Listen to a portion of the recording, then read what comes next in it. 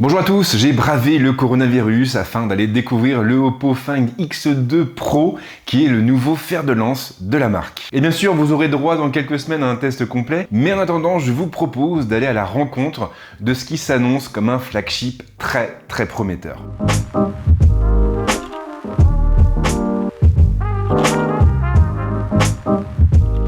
Oppo vient donc de présenter son nouvel appareil haut de gamme, le Find X2 Pro, qui succède au premier Find X qui était sorti en 2018. Et oui, ça fait déjà quand même 2 ans. Niveau design, la firme n'a pas cherché à réinventer la roue, et c'est dommage. Contrairement au Find X qui brillait par l'originalité de son form factor, le X2 Pro a une allure un peu plus conventionnelle. L'écran est très clairement l'un de ses points forts. Le terminal est équipé d'une dalle AMOLED offrant un taux de rafraîchissement de 120 Hz avec une définition en QHD+, et le support du HDR. Attention car Oppo a également apporté le plus grand soin à la couche tactile avec une fréquence d'échantillonnage de 240 Hz. Le maître mot ici est donc réactivité.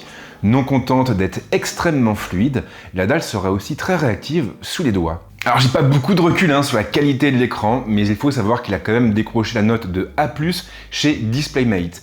Et de ce que j'en ai vu, on est vraiment sur un écran qui est très bien calibré, avec une belle colorimétrie, des contrastes marqués comme on les aime, et qui est en plus très agréable sous les doigts. La caméra frontale n'est pas placée sur la tranche supérieure, et non, Oppo a opté pour un format un peu plus conventionnel, et cette caméra frontale, elle est donc intégrée à la dalle par le biais d'un poinçon situé dans le coin supérieur gauche. Le lecteur d'empreintes est lui aussi intégré à l'écran. Alors concernant la prise en main, personnellement je trouve qu'il est plutôt confortable à tenir, il est facile à manipuler et puis surtout on a un petit truc en plus au niveau de la plaque arrière. Le dos est en effet un peu plus original. Alors plusieurs variantes vont être proposées en mai, car effectivement l'appareil ne sera pas disponible en France avant ce mois-ci. Mais voilà, on aura une version céramique avec un dos plutôt brillant et puis surtout une version dotée d'un dos en cuir synthétique orange, un dos qui est vraiment très doux au toucher et qui s'avère en plus peu salissant. Quant à l'ergonomie, elle est plutôt classique, les boutons sont répartis sur les tranches et le connecteur se trouve bien évidemment sur la tranche inférieure. Le Find X2 Pro se veut également puissant, il est alimenté par une puce Snapdragon 865 couplée à 12 Go de mémoire vive en LPDDR5 et à 512 Go de stockage au format UFS 3.0. Du coup, il excellera littéralement dans les jeux et le multimédia. D'ailleurs, il se prête vraiment bien à cet usage grâce à son écran et à son haut taux de rafraîchissement. Mais d'ailleurs, on va aussi trouver un modem 5G avec de très beaux débits théoriques à la clé. C'est du moins la promesse qui a été faite par le constructeur. Dans le fait, bien sûr, nous n'avons pas pu tester ces fameux débits, puisque à l'heure actuelle, la 5G n'est pas encore disponible pour le grand public. Le volet photographique est aussi très impressionnant. Le Find X2 Pro embarque 2 capteurs de 48 millions de pixels, qui sont respectivement placés sous un grand angle et un ultra grand angle. Le grand angle ouvre à 1.7, l'ultra grand angle à 2.2, et on trouve en prime un troisième capteur de 13 millions de pixels, qui s'accompagne d'un zoom périscopique avec un agrandissement hybride en 10 fois ou numérique en 60 fois. Alors bien sûr, j'ai pris quelques photos durant l'événement et le résultat m'a laissé assez sur ma faim. Alors au niveau du piqué, aucun souci, on a des photos qui sont très nettes, on a aussi une belle dynamique, mais c'est finalement au niveau de la colorimétrie que j'ai été assez déçu. On a une balance des blancs qui a tendance à blanchir un peu trop la peau, et du coup on se retrouve avec des portraits assez blafards. Ceci étant, après en avoir discuté avec quelqu'un de chez Oppo, j'ai appris que les modèles d'exposition en réalité fonctionnaient sur une version en développement du firmware.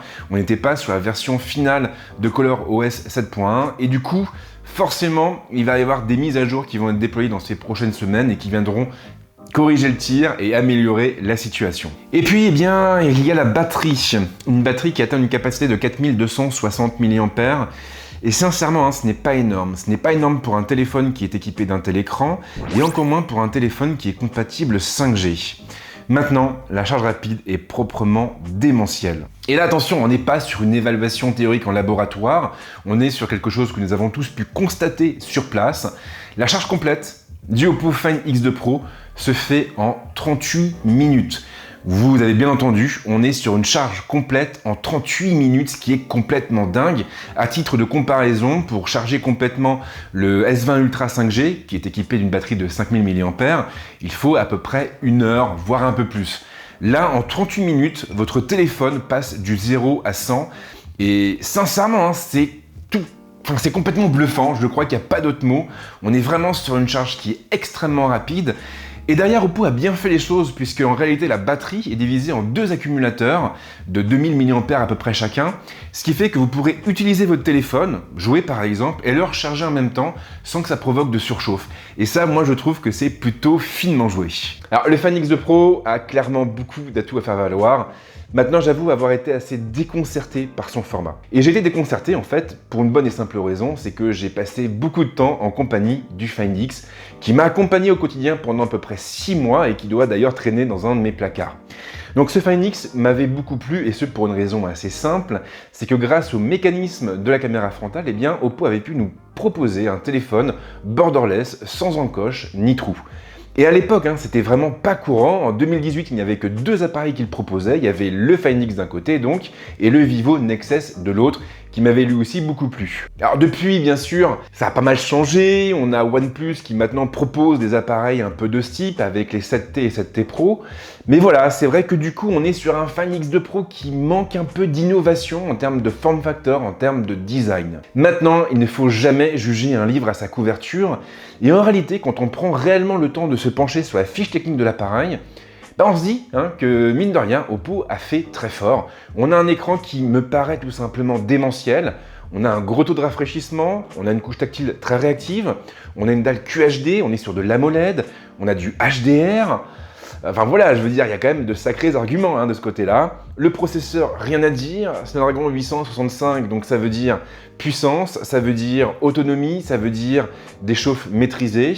Et puis bien sûr, on a beaucoup de mémoire vive, on a beaucoup de stockage. Après, le module photo, à voir, j'ai envie de dire. On a une configuration qui est peut-être un peu plus basique et un peu moins complexe que sur le S20 Ultra.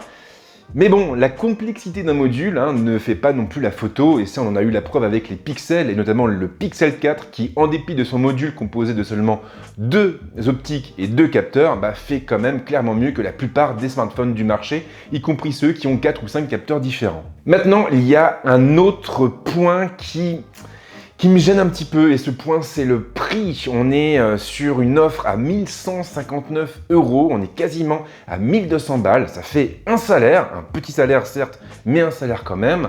Et là clairement Oppo prend un risque, parce que les seuls constructeurs qui osent aller bien au-delà de la barre des 1000 €, eh bien ce sont Apple et Samsung, qui tous les deux déjà bénéficient quand même d'une certaine visibilité, y compris en Europe. Oppo de son côté est de plus en plus connu par chez nous, c'est vrai. Mais voilà, on n'est pas sur une marque qui est aussi populaire qu'Apple et que Samsung, et du coup proposer un flagship à 1159 €, moi ça me paraît quand même assez risqué. Bref, je vais m'arrêter là, je vais pas vous embêter plus longtemps, j'espère que ce petit compte rendu vous a plu. Si c'est le cas, bien sûr, n'hésitez pas à l'indiquer dans les commentaires, n'hésitez pas à liker la vidéo, vous abonner à la chaîne, activer la petite cloche, et puis moi, je vous souhaite de passer une bonne semaine ou un bon week-end. À très vite, ciao.